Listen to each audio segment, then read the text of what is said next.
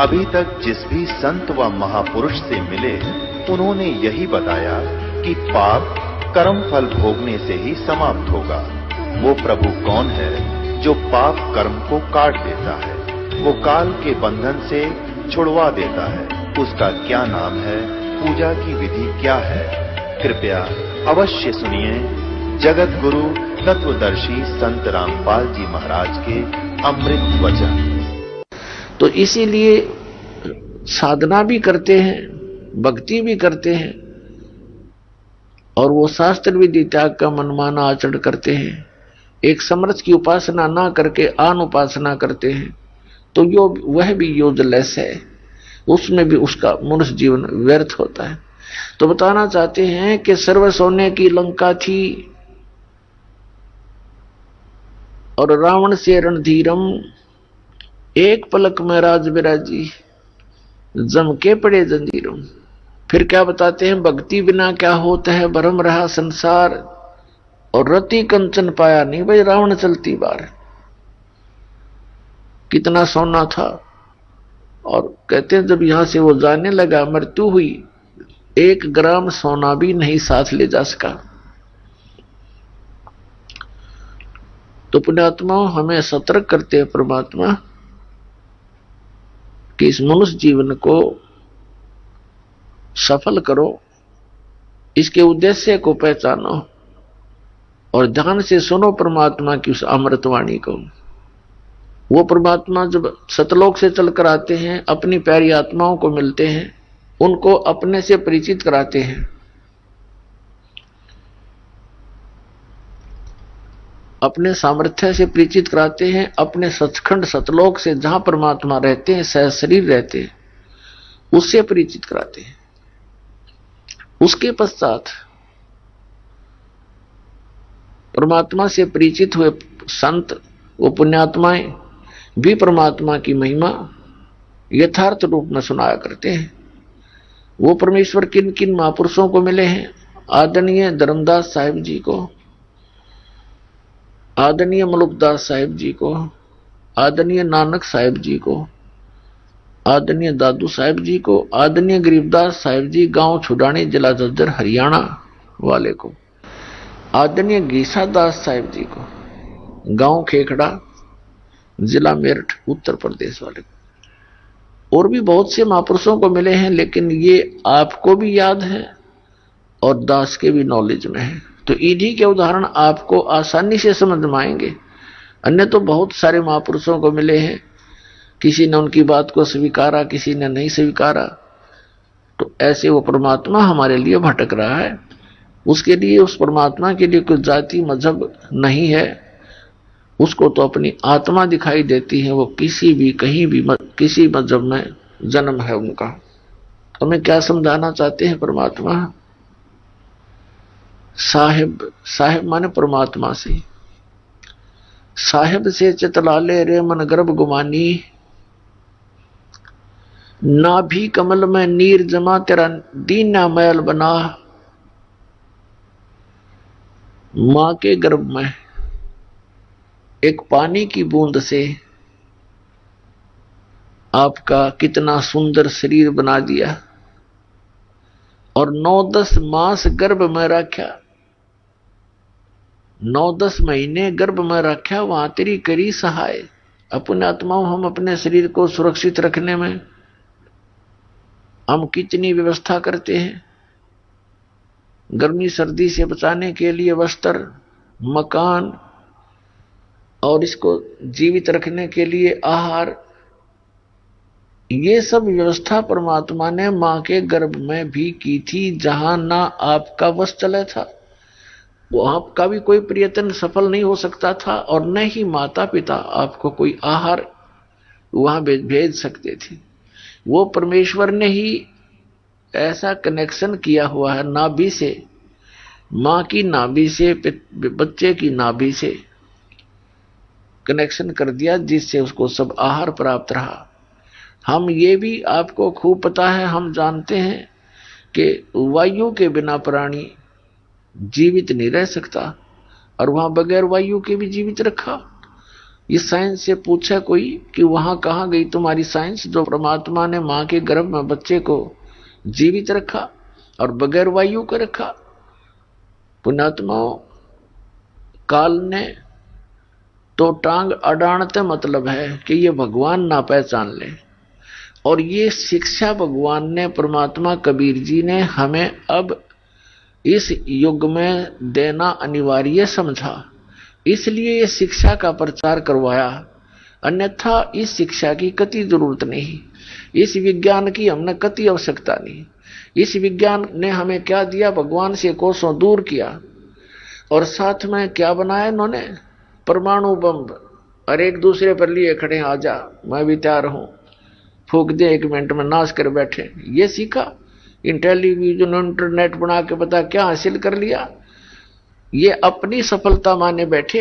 1-2 वर्ष वर्षा ना हो, परमात्मा रूठ जा, ये सारे धरे धराए रह जाए। इनके इंटरनेट ये बना रखे इन्होंने, ड्रामा बनाए बैठे। जो काम करना था वो तो प्रारंभ ही नहीं कर रखा। तो ये शिक्षा हमारे लिए बहुत अनिवार्य भी है, और यदि हम इसका सदुपयोग ना करके यदि हम दुरुपयोग करते हैं तो ये हमारे लिए शत्रु है, दुश्मन है हमारी यह शिक्षा। शत्रु कैसे है, मित्र कैसे है? शत्रु आपको बता दिया कि इससे हमने परमाणु बम बना लिए, वायुयान बना लिए, अच्छी बात, और मोबाइल वगैरह बना लिए, कोई दिक्कत नहीं। ये और एक अपना पैर पर कुहाड़ी मारने के लिए एक और तैयार कर लिया। तो कहने का भाव यह, फिर दूसरा इसका अवगुण ये है शिक्षा का कि हम चतुर गणे हो गए, हम चतुर बन गए, और चातुर प्राणी परमात्मा को पसंद नहीं। परमात्मा को श्रद्धालु और भोला भाला व्यक्ति ज्यादा पसंद होता है। लेकिन इस शिक्षा ने हमें बिगाड़ दिया। इन टेलीविजनों ने हमें क्या दिया? एक जब भक्ति भगवान की ये नहीं देते हैं, नहीं चलाते हैं यथार्थ, वो भी नकली भक्तियां ने तो बैठा ही रखा है नकली संतों ने। तो ये क्या दिया इन्होंने? सिनेमा चलाया, फिल्में चलाई, कोई बकवाद भर दी इंसान के अंदर, वो अवगुण ठोक दिए बच्चे में। 5 साल का बच्चा होते ही बकवादों को ग्रहण करने लगता है, फिर आगे सब चल के वो क्या समाज तैयार करेगा? तो ऐसी बिजली गिर दी शिक्षा ने। अब इस शिक्षा से हमें क्या मिला? भाई भाई का शत्रु, केवल माया का उद्देश्य बन गई। क्यों? बढ़िया कोठी चाहिए, फिल्मा में देखें, ब्याह करें जो पूरा श्रृंगार देखो लड़की का, सोने तो लदपद कर दे। अब गरीब आदमी की बेटी भी वही सोचा मैं भी नहीं कर लूं, बता कोई बात हुई है? ये बकवास दें, और फिर वहां दिखाओगे फिल्मों के अंदर बुरा बाजेर गाजेर अगर पाछर पता नहीं कितना फंड, वही फिर प्रत्येक प्राणी में घर कर गया। एक विवाह करना बालकों का 10 मिनट का काम है, बकवाद इतनी कर दी। विवाह तो भगवान करके भेजा है, संस्कार जोड़ के भेजता है आपका, बाकी तो फंड कर रखा हमने अपने आप एक दूसरे ने देख।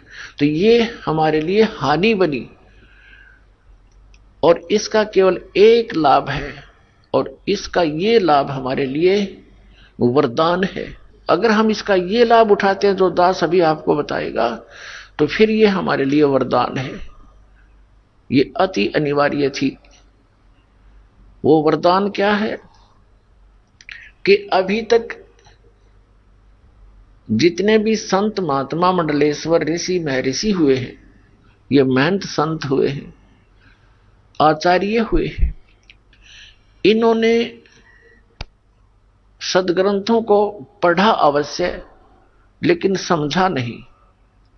ये संस्कृत भाषा अवश्य जानते थे, लेकिन अध्यात्म ज्ञान नहीं था। आध्यात्मिक ज्ञान ना होने से इन्होंने लोकवेद बनाकर, लोकवेद सुनाकर हमारे को दिशा भ्रष्ट कर दिया, परमात्मा से कोसों दूर कर दिया, यथार्थ ज्ञान ना दे करके।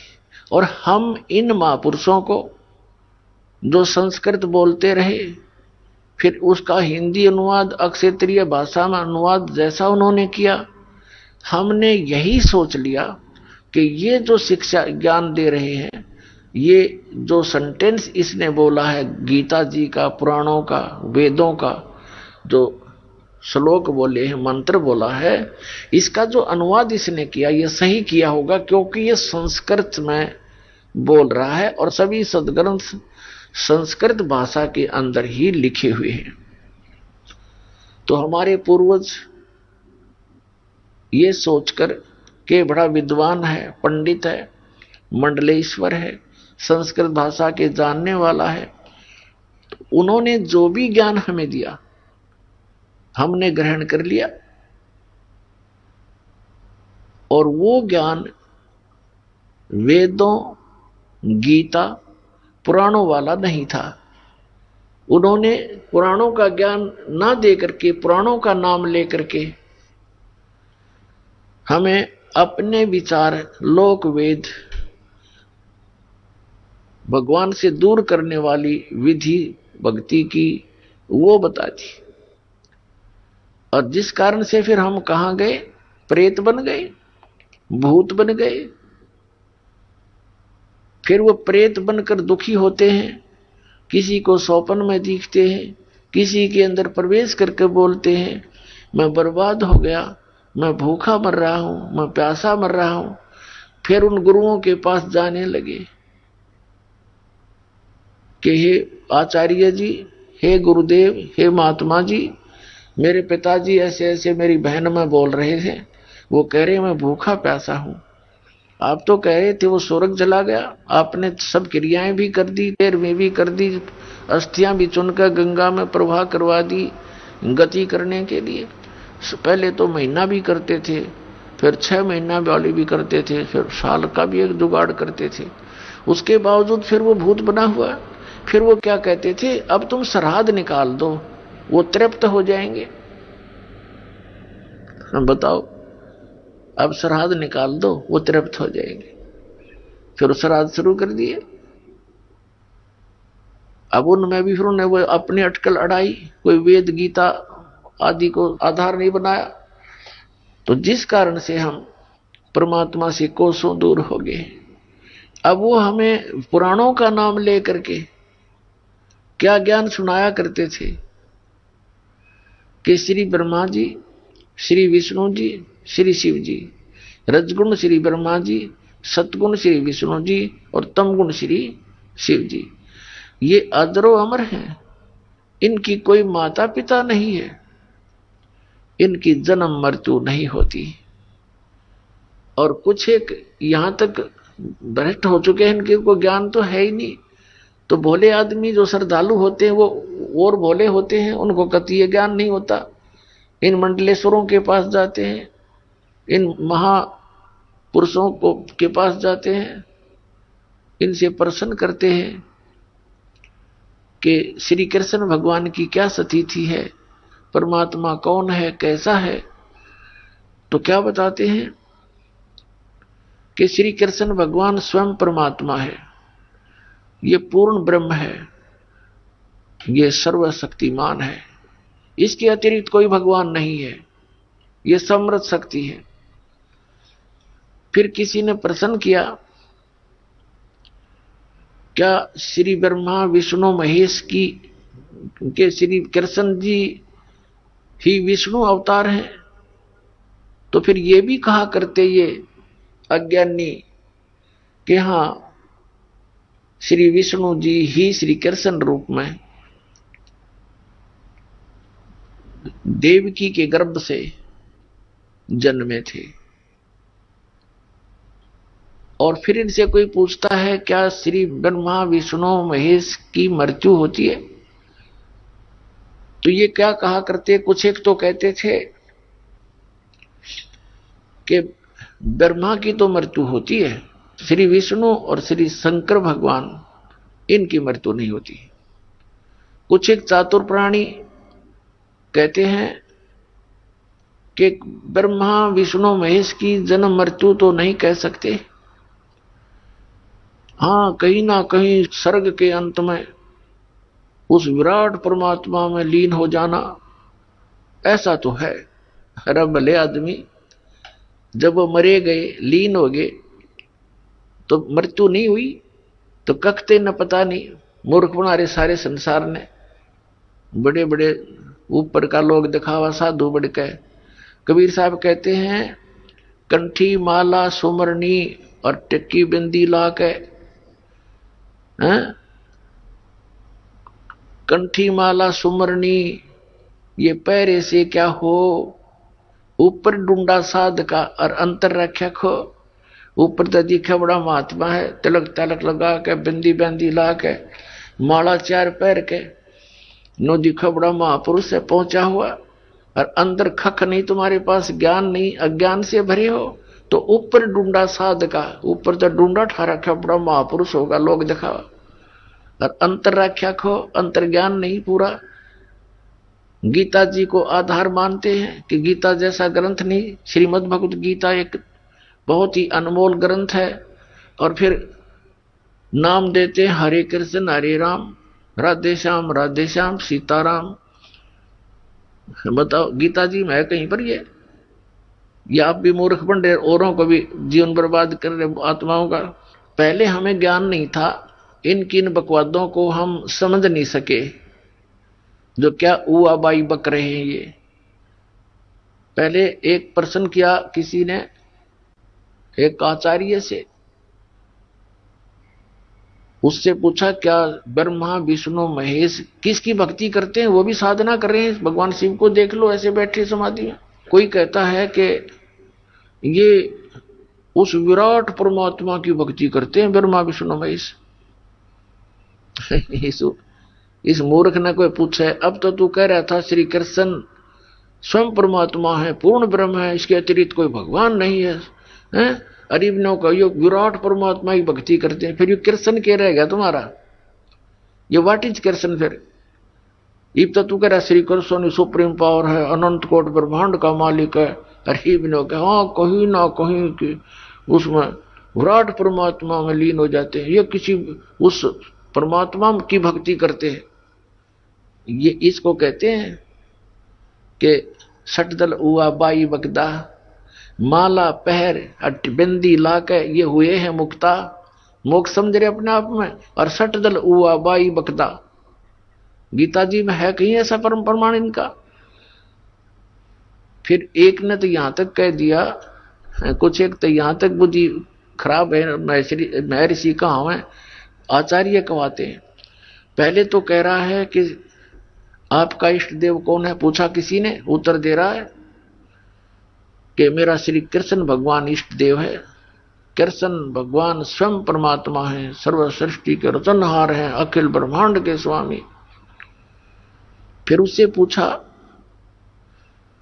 कि ब्रह्मा विष्णु महेश ये किसकी भक्ति करते हैं, कि श्री कृष्ण की भक्ति करते हैं। ये मूर्ख बना रहे थे हमने ऐसे। फिर पूछा उसने कि क्या श्री कृष्ण ही विष्णु जी के अवतार हैं, श्री कृष्ण जी में और विष्णु में क्या अंतर है? उत्तर देता है वह ज्ञानी कि ऐसा है, जब भगवान श्री कृष्ण और विष्णु में कोई अंतर नहीं है। जब पालन करना होता है तो मुकुट मकट पहनकर सुदर्शन चक्र धारण करके ये तब ऐसा करते। और श्री कृष्ण रूप में जैसे कोई अधिकारी होता है, वर्दी उतार के आराम से रह रहा है तो समझो कृष्ण रूप में, और जब वो ऑफिस में जाता है तो फिर श्री कृष्ण विष्णु ही बनकर मुकुट मकट धार कर वहां वैसे होता है। इसमें श्री कृष्ण में और विष्णु में कोई अंतर नहीं है। अरे फूटे वाग, इसे आचार्य मिले। पहले तो कह रहा था श्री कृष्ण भगवान की भक्ति करते हैं ब्रह्मा विष्णु महेश, फिर कह रहा है कि श्री कृष्ण और विष्णु में कोई अंतर नहीं। नकल देखो इनकी। तो पुण्यात्माओं, ऐसे हम इन अज्ञानियों को और महापुरुष समझते थे, क्योंकि ये संस्कृत बोला करते थे। क्योंकि जो बालक बचपन से ही संस्कृत बोलने लग जाए तो वो तो फिर अभ्यास हो जाता, उसके घर में भी संस्कृत बोलने वाले होते थे। एक वृद्धा मिली मुझे, वो उपदेश लेने आई, गांव बरहान गांव की थी, और उसने बताया जी मैं तीसरी चौथी कक्षा ही पढ़ी थी, मुश्किल से, फिर उसमें पढ़ाई की व्यवस्था नहीं थी, लड़कियों को नहीं पढ़ाते थे, और भगवान में रुचि नहीं थी मेरी। उसने बताया कि मैं गीता जी श्रीमद् भगवत गीता के अध्याय नंबर 2 का नित्य पाठ करती हूं और मुझे ये कंठस्थ याद है। बताओ, श्रीमद् भगवत गीता के अध्याय नंबर 2 के लगभग 70-69 श्लोक हैं। उसने शुरू से कर दी संस्कृत सुनानी और 4-5 श्लोक ने धारावाहिक बोल दिए। अरण पढ़े, चौथी कक्षा के पढ़ा हुआ है आदमी। मैं बोला, माई इस गीता जी के पढ़ने से मोक्ष नहीं है। श्रीमद् भगवत गीता में जो क्रिया बताई हैं, जो साधना करनी चाहिए, जो सी ना करनी चाहिए, और कौन से मंत्र हैं, क्या इसमें निर्देश है, पूरे संत की खोज करो, तत्वदर्शी संत की खोज करो, चौथे अध्याय के 34वें श्लोक में। और फिर वो बताओगा यथार्थ ज्ञान। गीता ज्ञानदाता ने अपने सत्र का ज्ञान बताते हुए 8वें अध्याय के 13वें श्लोक में कहा कि मुझ ब्रह्म का केवल एक ओम मंत्र है। ओम इति एकाक्षरम ब्रह्म व्यवहारन माम अनुस्मरण यह परियाति तजन देहम सयाति परमाम गतिम। अब गीता ज्ञानदाता श्री कृष्ण जी में प्रवेश करके वो ब्रह्म बोल रहा है, सरपुरुष बोल रहा है, काल बोल रहा है, जो गीता अध्याय नंबर 11 के श्लोक 32 में कहता है कि अर्जुन मैं काल हूं और अब सबका नाश करने के लिए प्रवृत्त हुआ हूं। अब श्री कृष्ण बाहर खड़ा है, श्री कृष्ण से बाहर निकल के वो दिखाता, देख मेरा वास्तविक रूप ये है। वो विराट रूप दिखाया। और फिर 7वें अध्याय के 24 और 25 श्लोक में कहा है कि ये मूर्ख जन समुदाय मुझे कृष्ण मान रहा होगा। आई एम नॉट कृष्ण, मुझ व्यक्तिम आपनम मनन्ते। मुझ अव्यक्त को, जो मैं कभी किसी के सामने नहीं आता, अपनी योग माया से छुपा रहता हूं, मुझ उस अव्यक्त को ये व्यक्ति हुआ मानते हैं, मुझे कृष्ण मान रहे हैं। मैं कृष्ण नहीं, मेरा तो ये रूप है, देख। अब जब वो बाहर निकल कर दिखाया उसने रूप, विराट रूप, उसकी रोशनी में कृष्ण तो खड़ा भी ना दिखा था। तब अर्जुन ने कहा कि आप कौन हो? मैं आपको नहीं जानता है महानुभाव, आप अपना परिचय दो। अब कृष्ण अर्जुन का साला था, सुभद्रा उसकी बहन अर्जुन का ब्याह रखी थी। अपने साले ने कोई पहचान नहीं सकता? क्या उसको ये कह सकता है मैं नहीं जानता, बताओ कौन हो? वो काल था। फिर वो उसी हाथ जोड़ रहा है योद्धा, अर्जुन जैसा योद्धा हाथ जोड़ रहा है कि मैं आपके इस भयंकर रूप को देखकर बेचैन हो रहा हूं, मैं बहुत डर गया हूं, आप अपने उसी रूप में आ जाइए, चतुर्भुज रूप में। अब अर्जुन उसको, श्री कृष्ण को विष्णु मान रहा था, उस काल को विष्णु मान रहा था। और फिर कहा कि वो काल कहता है कि मैं ये हूं भाई, सबको खाने के लिए आया हूं। तो इससे सिद्ध है कि श्री कृष्ण नहीं बोल रहा था गीता, वो श्री कृष्ण जी के अंदर प्रवेश करके ये काल बोल रहा था। ये ऐसी ही लीला करता है। विष्णु पुराण के अंदर ये प्रमाण दिया हुआ है, उससे आपको परिचित कराएंगे समय आने पर। अब ये इस प्रकार हमें उआबाई का ज्ञान दिया करते थे। गीता ज्ञानदाता कहता है कि मेरा तो एक ओम अक्षर है, नथिंग एल्स, मुझ ब्रह्म का।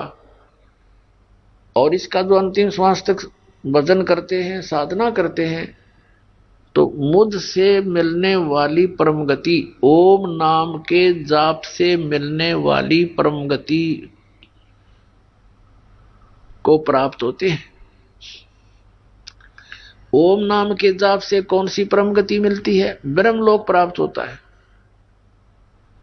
और ब्रह्मलोक पर्यंत, ब्रह्मलोक में भी गए हुए प्राणी फिर लौट कर आते हैं, उनका जन्म और मृत्यु होता है।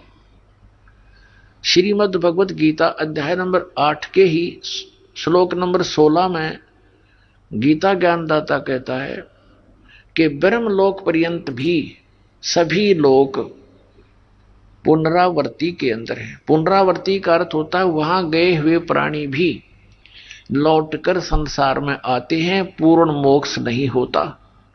जन्म मृत्यु का ये दीर्घ रोग नहीं समाप्त होता। यहां अनुवादकर्ताओं ने श्रीमद् भगवद गीता अध्याय नंबर 8 के श्लोक नंबर 16 में अनुवादकर्ताओं ने अनुवाद गलत कर दिया। इन्होंने विद्यते का अर्थ लिख दिया कि होना, विद्यमान होना। एक अक्षर का केवल एक ही अर्थ नहीं होता, उससे संबंधित बहुत से अर्थ बनाए हैं। जैसे विद्य धातु विद्या के लिए भी प्रयोग होती है, विद्य माने जानना, विद्य। और यहां विद्यते इसका अर्थ ये बनता है कि जो ये नहीं जानते कि ब्रह्मलोक पर्यंत सभी पुनरावृत्ति के अंदर हैं, उनका वहां जाने के बाद फिर वापस आना पड़ता है, वो मुझे प्राप्त प्राणी भी पुनरावृत्ति में है अर्जुन, जो ये नहीं जानते। इन्होंने क्या लिख दिया कि ब्रह्मलोक में गए हुए प्राणी भी जन्म मृत्यु में आते हैं, पुनरावृत्ति के अंदर है, लेकिन मुझे प्राप्त प्राणी का जन्म मृत्यु नहीं होता। ये अनुवाद गलत है, क्योंकि यदि ये सही माने कि गीता ज्ञानदाता कहता है मुझे प्राप्त प्राणी का फिर जन्म नहीं होता, मेरी साधना करने वाले का फिर जन्म नहीं होता, तो फिर ये अन्य श्लोक बहुत सारे गलत हो जाते हैं। जैसे श्रीमद् भगवद गीता अध्याय नंबर 2 के और श्लोक नंबर 12 में गीता ज्ञानदाता कहता अर्जुन ये ना सोच के तू और मैं और ये सभी सैनिक योद्धा पहले नहीं जन्मे थे और आगे ना होंगे। ये ना सोच के हम वर्तमान में ही जन्मे हैं, हमारा पहले भी जन्म हुआ है, हम सबका, तेरा मेरा और सबका, और आगे भी होगा। गीता जी अध्याय नंबर 4 के श्लोक नंबर 5 में गीता ज्ञानदाता कहता अर्जुन तेरे और मेरे बहुत जन्म हो चुके, तू नहीं जानता, मैं जानता। फिर 9वें श्लोक में कहा कि मेरे जन्म और कर्म दिव्य हैं, अलौकिक हैं। श्रीमद् भगवद गीता अध्याय नंबर 10 श्लोक नंबर 2 में कहा है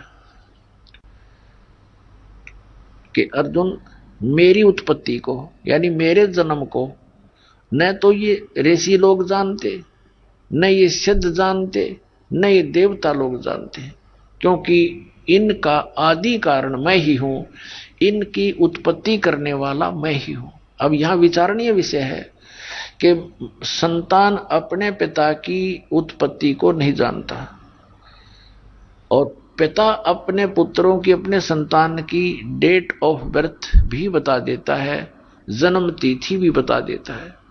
तो यहां गीता ज्ञानदाता 10वें अध्याय के दूसरे श्लोक में ये तो स्वीकार कर ही रहा है कि मेरा जन्म, मेरी उत्पत्ति तो होती है, लेकिन ये देवता लोग जो इससे उत्पन्न हुए हैं, ब्रह्मा विष्णु महेश और ये सब, ये नहीं जानते। तो इसको कौन जानता है? इस ज्योत निरंजन सत्य पुरुष कबीर साहब, कबीर देव, वो जानता है, जो ब्रह्मा विष्णु महेश का भी दादा है। इस ज्योत निरंजन ब्रह्म जो ब्रह्मा विष्णु महेश का पिता है, इसका भी पिता है, तो वो जानता है। उसने आकर के स्वयं बताया है इसकी जन्म और मृत्यु को। तो इस प्रकार पुण्यात्माओं, इन सदग्रंथों को घोटने मात्र से और मोक्ष नहीं है। इन सदग्रंथों में जो लिखा है वैसे करने से मोक्ष होता है। तो उस परमात्मा ने आकर के क्या बताया हमारे को? ऋग्वेद मंडल नंबर 9 पहले बताते हैं आपको कि परमेश्वर ने कहा था अपनी प्यारी आत्मा धर्मदास जी को मिले थे, वो अपने विधान अनुसार जैसी लीला वो किया ही करते हैं। उनको बताया था कि ये चारों वेद मेरी ही महिमा का गुणगान करते हैं।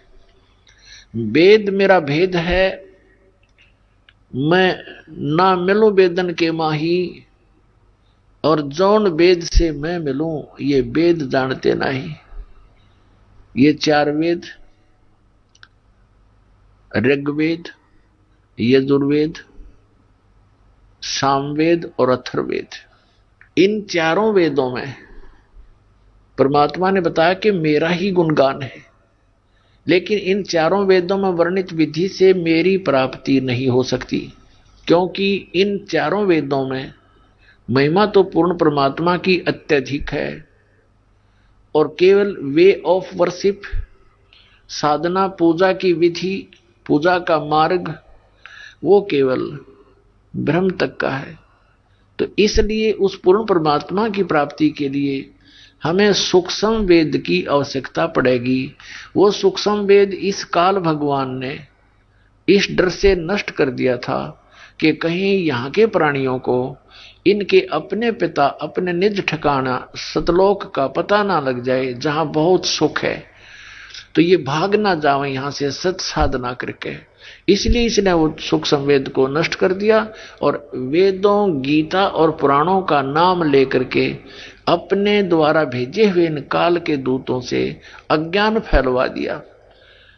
सदग्रंथों के विरुद्ध विपरीत ज्ञान हमारे को सुनवा दिया और जिस आधार से हम अपने परमात्मा को ना पहचान कर इन नासवान भगवानों को अविनाशी जानकर आश्रित हो गए। तो उसकी पूर्ति करने के लिए सूक्ष्म वेद जो काल भगवान ने ब्रह्म ने नष्ट कर दिया था, उसकी पूर्ति करने के लिए स्वयं परमात्मा आते हैं और उस सूक्ष्म वेद को अपने मुख से उच्चारण करके बोल के एक ऋषि रूप में, संत रूप में यहां पृथ्वी पर विचरते रहते हैं, घूमते रहते हैं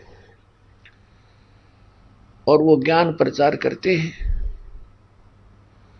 तो यहां बताया है कि वेद मेरा भेद है, मैं मिलूं वेदन मैं नाही, और जौन वेद से मैं मिलूं ये वेद जानते नहीं। अब वो कौन सा वेद है, वो कौन सा ज्ञान है? ये सूक्ष्म वेद है। इस सूक्ष्म वेद की जानकारी वेदों में नहीं है।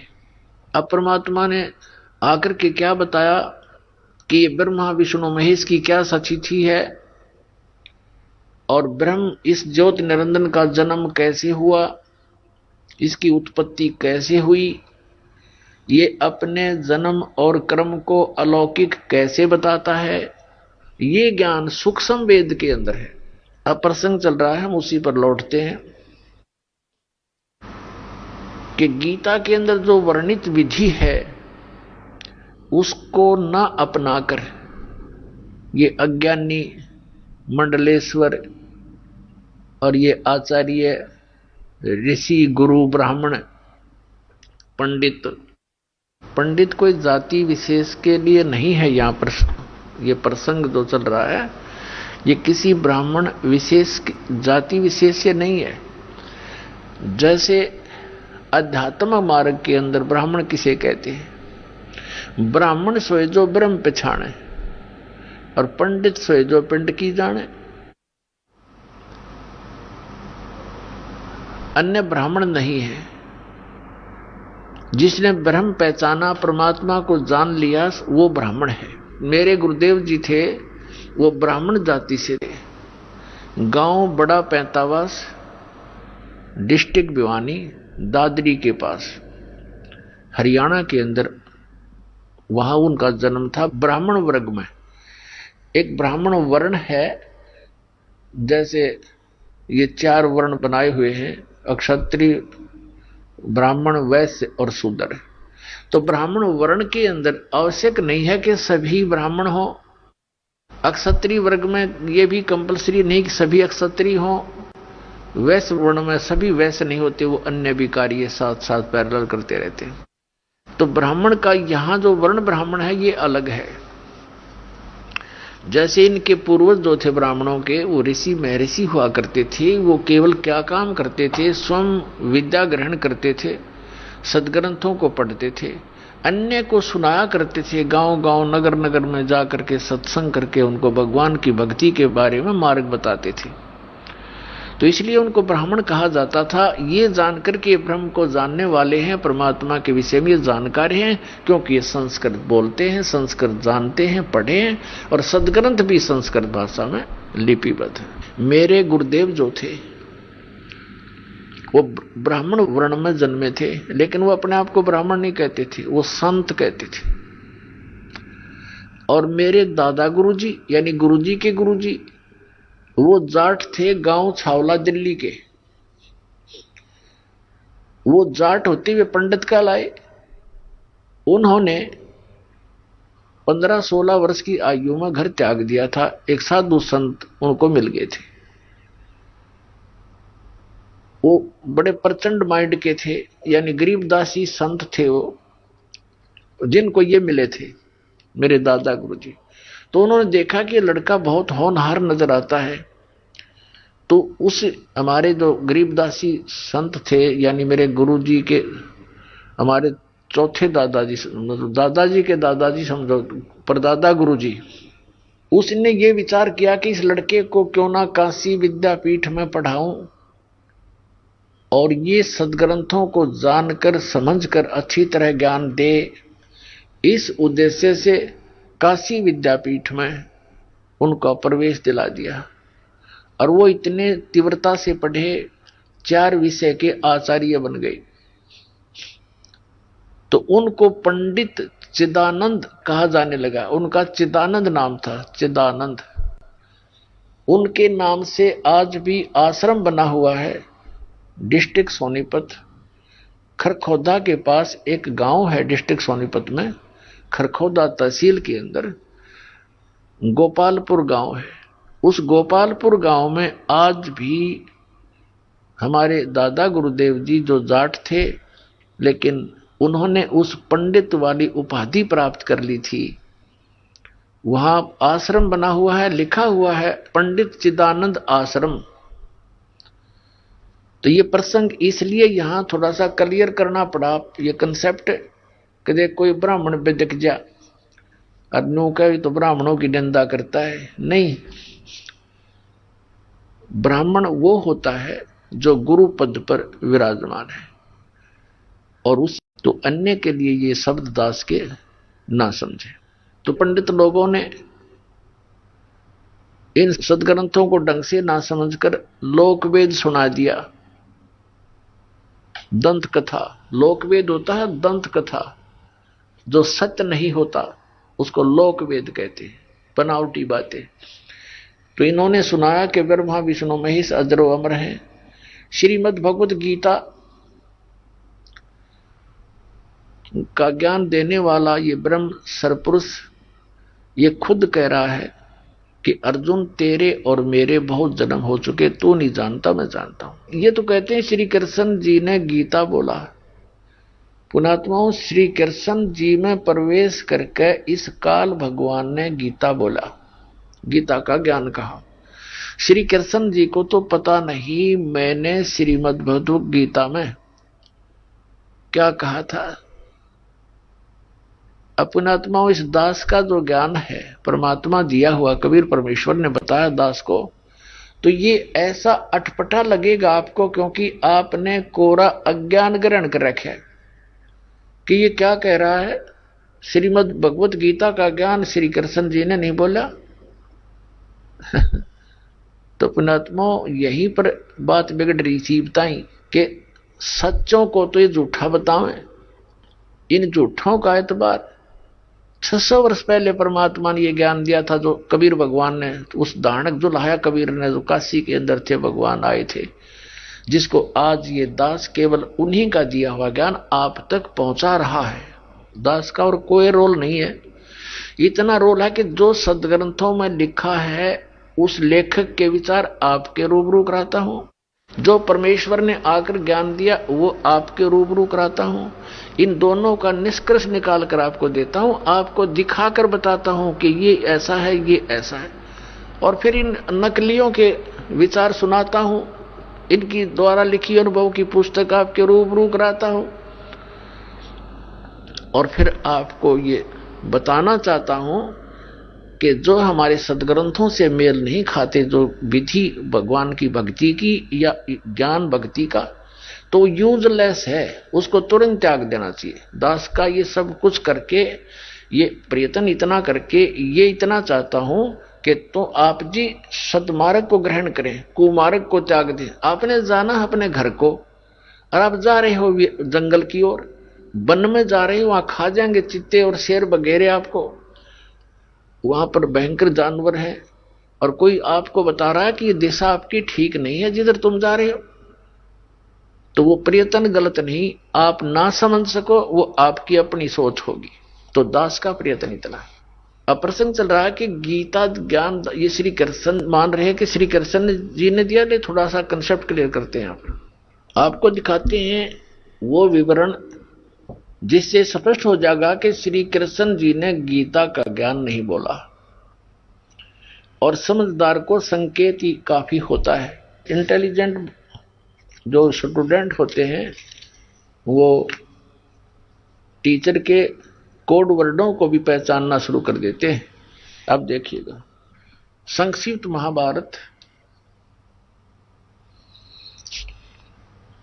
द्वितीय खंड गीता प्रेस गोरखपुर से प्रकाशित है। इसके संपादक तथा संशोधक ये हैं जय दयाल गोविंद का, जो श्रीमद् भगवत गीता जी के भी अनुवादक हैं और गीता प्रेस गोरखपुर से प्रकाशित है।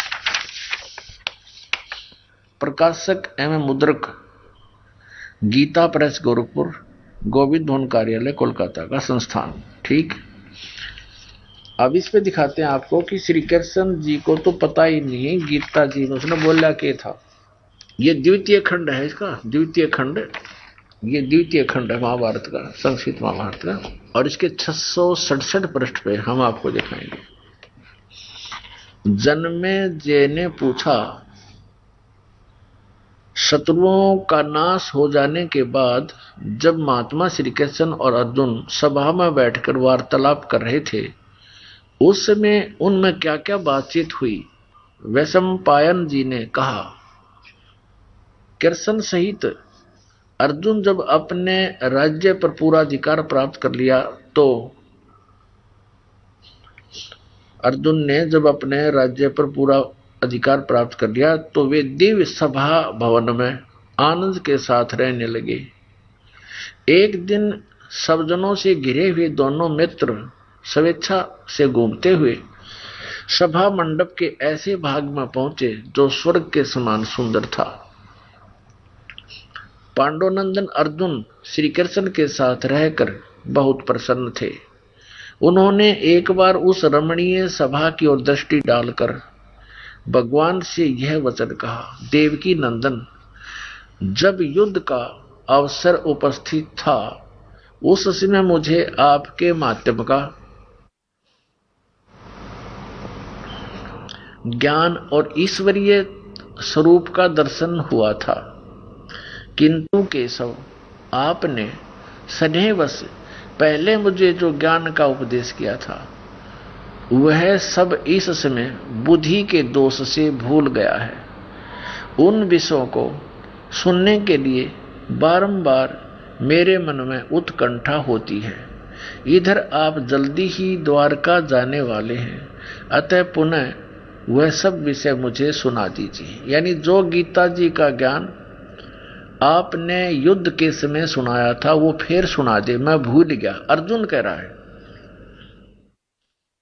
अब वैशंपायन जी कहते हैं, अर्जुन के ऐसे कहने पर वक्ताओं में श्रेष्ठ महातेजस्वी भगवान श्री कृष्ण ने उन्हें गले से लगाकर इस प्रकार उत्तर दिया। अब श्री कृष्ण बोले, अर्जुन, उस समय मैंने तुम्हें अत्यंत गोपनीय विषय का श्रवण कराया था। अपने स्वरूप भूत धर्म सनातन पुरुषोत्तम तत्व का परिचय दिया था और नित्य लोकों का भी वर्णन किया था, किंतु तुमने जो अपनी नासमझी के कारण उस उपदेश को याद नहीं रखा, यह जानकर मुझे बड़ा खेद हुआ है। उन बातों को अब पूरा पूरा स्मरण होना संभव नहीं जान पड़ता। पांडुनंदन, निश्चय ही तुम बड़े श्रद्धाहीन हो, तुम्हारी बुद्धि अच्छी नहीं जान पड़ती। अब मेरे लिए उस उपदेश को ज्यों का त्यों दोहरा देना कठिन है, क्योंकि उस समय योग युक्त होकर मैंने परमात्म तत्व का वर्णन किया था। अब पुण्यात्माओं विचार करो, इसमें श्री कृष्ण जी का कितना रोल है गीता के ज्ञान में। ये तो स्पष्ट हो गया है। जैसे कोई प्रेत किसी दूसरे के शरीर में प्रवेश करके बोलता है, आप यहां देखते हो, हमने तो बहुत अच्छा एक्सपीरियंस है इसका। वो प्रेत पता नहीं क्या क्या कहता है, मैं तुम्हारा ये लगता हूं, मैं इसको ऐसे कर दूंगा, इसको मार डालूंगा, तुम मेरा ऐसे कर दो वैसे कर दो।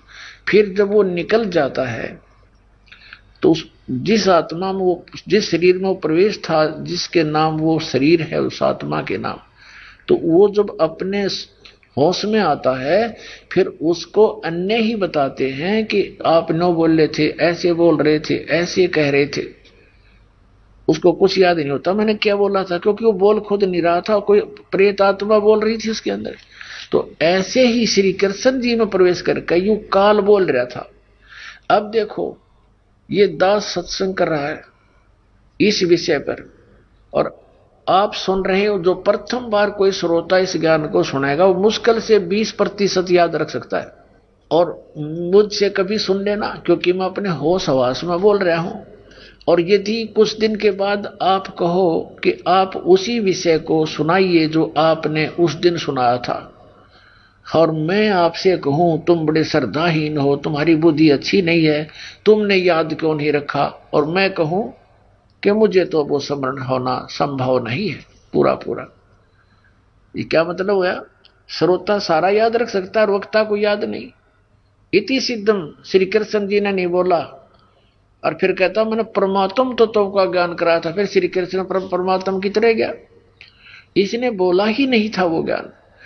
अब आगे इसने इसके बाद फिर अपने सतर की गीता बोली है, वो किधर आसपास भी कोई ना गीता और ज्ञान का, इसी प्रसंग में आगे बोल रखा है। मैं अब सुनाता हूं तुझे अपने विचार, वो विचार इसके हैं इसी 667 पृष्ठ पे द्वितीय भाग में महाभारत के अंदर आगे काफी वर्णन लिख रखे हैं, वो इसके आसपास भी नहीं है वो गीता।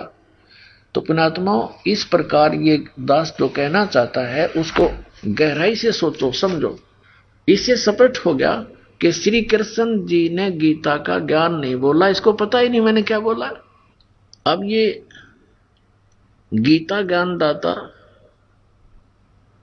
उस परमात्मा के डर से गीता का जो ज्ञान दिया है वो वेदों वाला ही दिया है, लेकिन कुछ स्थानों पर इसने अटकलबाजी करी है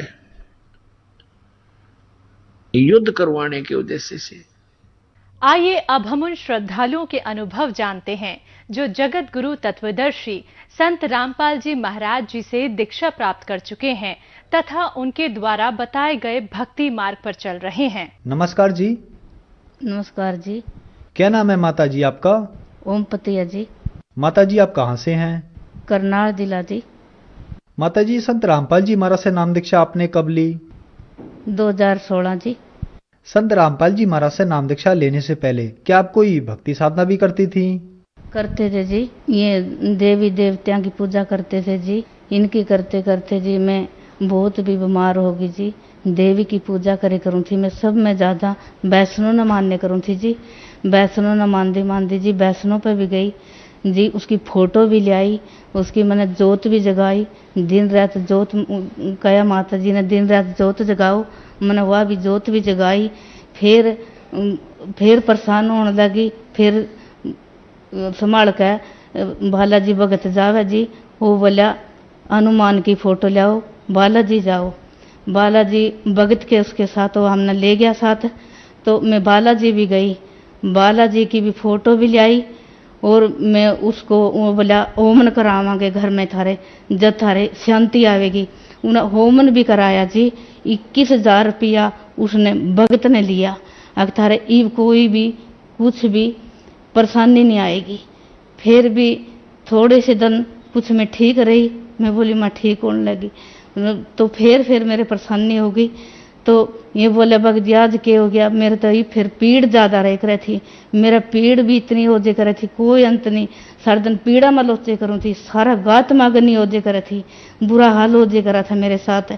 फिर करते करते मैं बोली माँ मेरा तो बहुत भी पीड़ होगी। फिर मेरा दर्द उठने लगा, दर्द उठने के बाद में मैं बोली मेरे गले तो बहुत भी दर्द हो गया, तो मेरा पेट में दर्द है, तो बोले अल्ट्रासाउंड करावा। अल्ट्रासाउंड में मेरा रसोली का ऑपरेशन बताया डॉक्टर ने भी, इसका रसोली है पेट में। तो मेरा दिन रात उन्हें दवाई ले लो, भी एक हफ्ता दवाई खा कर देख लो। मैंने एक हफ्ता छोड़, मैंने महीना भी दवाई खाई, मेरा कोई भी आराम नहीं लग गया। मेरा बहुत भी दर्द हो गया, बहुत भी मेरा जो महीना की बीमारी थी वो ज़्यादा होगी मेरे। तो मैं फिर डॉक्टर बोले भी ऑपरेशन करवाना पड़ेगा। मैंने उसका बच्चा धरने का फिर भी ऑपरेशन करवाया। ऑपरेशन करवाया का मैं फिर नीवे नाचने कूदने लग गई। मेरा गला बहुत भी बुरा हाल हो गया। ये बोली तो मैं बाहर काली माता का थान करवाओ, फिर और भी ठीक होएगी, नहीं तेरे बहुत भी बुरा हाल होएगा, तेरे बच्चा लग भी नहीं छोड़ दूंगी। तो हम बोले हम करते लिया माँ, हमारे तो ऑपरेशन भी हो गए। तो जिस पे झाड़ फूकाने पे गए वो भी 21,000 रुपया ले गए। बालाजी की फोटो भी ले आई, जोत भी लगा दी। तो अब के करा ना करा, 21 दिन बालाजी के व्रत राख। मैंने 21 दिन व्रत राखे, धरती में सोई। वह चीज बोली जो मेरे पे, मैं धरती में भी सोई, अब पानी पानी में सब्जी खाई, मैंने छौंक छौंक के अपने बच्चे तक भी खिलाई, आप भी खाई। तो मैं वो भी करया मैंने, फिर भी मेरे बहुत भी जीभ लंबी लिखड़ लगी। मैं काली हूँ तो मेरा थान करवाओ, या वैष्णो का वहाँ बैर काली का बनेगा थान। तो माँ बोले हमारे पास तो पैसे भी नहीं, हम करते काली का थान करावा, हम तो इस जो वैष्णो की जोत लगावा या भी जोत नहीं लगती मेरे पास, तो मैं करते घी ले आऊंगी। मेरा भगत इस काली का करता थान कराऊंगा, मेरे घर में जोत नहीं पुगती, मैं वो भी कड़ा करवाऊंगा।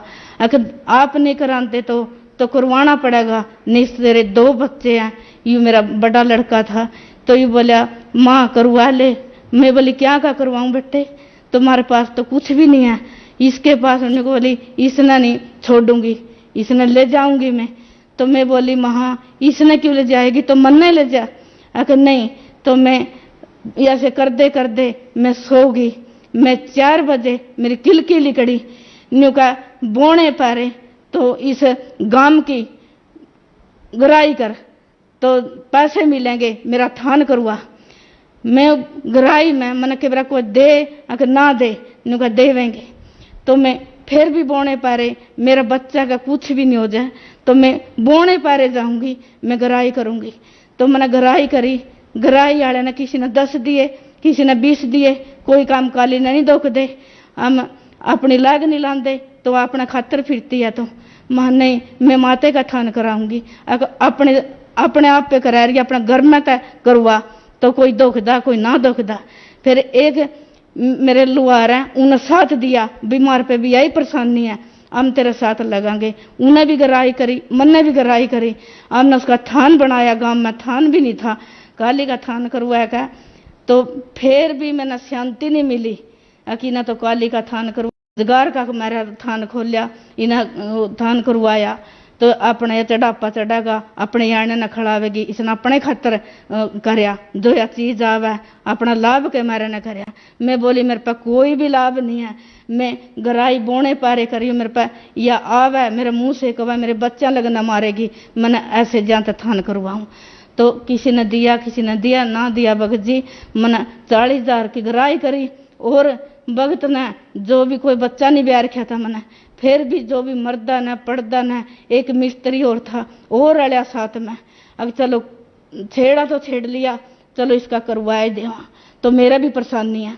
तो वो गला लग गया, उन्हें मिस्त्री ने थान करे उसका, भाई थान के पैसे नहीं लगेंगे, मैं ला दूंगा, गला साथ दे दूंगा। उन्हें मेरा साथ दिया, उन्हें थान करवाया। थान करवाने के बाद भी फिर भी मेरे पास यही परेशानी रही। फिर मैंने बालाजी की भी सब सारी पूजा कर ली, ईब के करूं मैं, फिर मंजा में पड़ गई, पूजा भी कर दी। एक तेल का पिप्पा धर दो और 12 अंतवार न जोत लगाओ काली की। तो मैं बोली तो मैंने ईब तो कहा दी थान कर दे, ईब तेल का पिप्पा भी धर दिया। तो नहाने का मंगलवार न और 12 न जोत लगाए दे करो, वो भी करया। भगत बोला मैं कर दे करूंगा, या घर में करा। 5 बजे मंदिर में चाले करूं थी, मंदिर की पूजा करके आंदी, फिर घर की कर दी, घर की करके फिर काली के मंदिर में बैठ जे करूं थी। घर में कोई भी कुछ नहीं देखूं थी, मेरा के हो रहा के ना हो रहा। मेरा लड़की थी, एक बहू थी, वह ब्याने के बाद वो ही कर दी। वो बोली मम्मी तो कदर रसोई में भी नहीं बढ़ती, कदर रसोई में देख दी, बारों बार फिर आया सारा दिन, और फिर भी हाय हाय हाय करती रहा, फिर भी राम नहीं है। तो मेरी बहू भी बच्चे हुए, उसके भी बहुत परेशानी तो हुई हैं, उसका भी बहुत पेटा में नशा में टिक्के लग गए। तो मामा बहुत भी, एक चंडीगढ़ मेरा पोता आया जाएगा, उससे हमारी रकम लागी, फिर हमारी पोती हुई, उसके भी हमारी 8वां हुई, हमारा कोई भी लाभ नहीं मिला माना। माताजी, आपके बताए अनुसार आप पर दुखों का पहाड़ टूट गया था, तो फिर आप संत रामपाल जी महाराज की शरण में कैसे आईं? काला भगत है जी, उसने कहा बाबी मैं कितना परेशान था, मैं तेरे जैसा परेशान था, मेरे सब घर में देख मेरे कैसे भी के हालत हो रही थी, तो डेरे पर नहीं गई, कदे बच्चे तो गए हैं, बच्चा ना पूछ के देखो मेरे गले के हाल होए, मेरे गले खाने के दाने भी नहीं रहे थे, मेरे घर में के मेरा सड़ियांद उठ गई थी मेरे घर में। ये बच्चा ना देखो जाकर मेरे डेरे पर कैसे भी के काम हो रहे हैं। बच्चे बोले माँ बहुत भी कुछ चाचा का सुधार हो गया, घर में भी बहुत अच्छे कमरे सुतरे ऐन पड़ गए, भगतों से बात करा, सब भगत जोड़ने लग रहा। तो मैं बोली भाई चलो, तो उसका सुधार हो गया तो मने भी ले चलो। मेरे गले भी बहुत बुरा हाल हो रहा भाई, मैं भी नाम दुआ दो मेरे को भी। संत रामपाल जी महाराज से नाम दीक्षा लेकर गए जी। माताजी, संत रामपाल जी महाराज से नाम दीक्षा लेने के बाद आपको क्या लाभ प्राप्त हुए? हाँ जी, तो मेरी जो चर्चा जोत जगह करें थी वो छूट गई जी। मैं बहुत भी पागल हो रही थी, बहुत भी दुखा के पहाड़ टूट गए थे मेरे ऊपर, मेरा घर भी लूट गया था जी। मेरे कोई भी परेशान, कोई भी, मैं 10 रुपया का भी मेरे पास कोई भी कुछ नहीं रहा था। तो मैं संत गुरु रामपाल जी महाराज से नाम दीक्षा ली, तो उसने मेरे एक जोत परमात्मा की लगाई। मैं फिर भी डरदी, कदे वह मेरे पैक वह चीज कदे थाड़ फाड़ नहीं कर दे। मैं ऐसे ऐसे देखती रही, तो मेरे पर वह चीज मन जोत लांदे नाम लेंदे दीक्षा, मेरे पास कोई भी परमात्मा की कोई भी इसी रजा हुई, वह कोई भी वह चीज मेरे दौरे भी नहीं आई। ऐसे मैंने लाभ मिले, मैं बहुत भी तंग हो रही थी। इतने मैं जोत कड़ी कड़ी में 5-5 जोत मेरे घर में लागे करें थी, तो मैंने इतने थान करवाए, मैंने कड़ी लाभ नहीं मिला। मैं खाट में पड़ी रह करूँ थी। आज मैं सब कुछ, मैं सारा काम करूँ, सब मैं सारा दिन धंधा भी कर रही हूँ, मैं आज बोल भी रही हूँ, मेरा कोई भी दुख का भी कोई भी कुछ नहीं है। मैं अच्छे, मेरे घर में रोजगार हो गया, दूध हो गया, जड़े मेरी मैस नहीं बीके करें थी, रामपाल जी का नाम लिया पीछे परमात्मा को, मेरी 80,000 की मैस बिकी जी, मेरी 80,000 की मैस बिकी। मैंने उसके नाम दीक्षा लिया था, तो मेरे घर में सारा दिन कलेश रेख रहा था, उसकी नाम दीक्षा लिया पीछे मेरा कोई भी घर में कलेश नहीं रहा। मेरे प्यार से बच्चे रवे, आंख मुंह से रवे, सर्द आसा बोला, तो कोई भी हमारा लड़ाई दंगा कोई कुछ भी नहीं रहा जी। माताजी, संत रामपाल जी महाराज से नाम दीक्षा लेने के बाद आपको बहुत सारे लाभ प्राप्त हुए, तो जो श्रद्धालु आज आपको देख रहे हैं, आप उन्हें क्या कहना चाहेंगी? मैं तो यही कहना चाहूँ जी, जिस तरह मैं परेशान हो रही थी, मैं कड़ी कड़ी दीवे जोत लांदी फिरूँ थी, जो बहन ला रही हैं, तो ये कोई बालाजी जा रही है, कोई पहाड़ों पर जा रही है, बहन मैं तो हाथ जोड़ कर कह रही हूँ, मैं अपनी बीती बता रही हूँ। जैसी मैं परेशान थी, तो गुरु रामपाल जी महाराज का नाम ले, बहुत भी लाभ मिलेंगे। परमात्मा ने मेरी सारी बीमारी खो दी, मेरा कोई भी परेशानी नहीं है, मेरा सारा परिवार ठीक बोल रहा, ठीक चल रहा, कोई भी दवाई कड़ी तो नहीं लांदी हूँ। मेरे परमात्मा ने ऐसा भी सुतरा काम दे दिया, मेरे कबीर साहब, मेरे संत रामपाल जी महाराज ने। धन्यवाद जी। सत साई।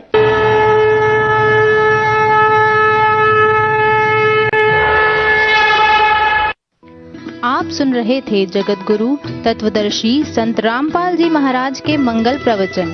अधिक जानकारी के लिए संपर्क करें।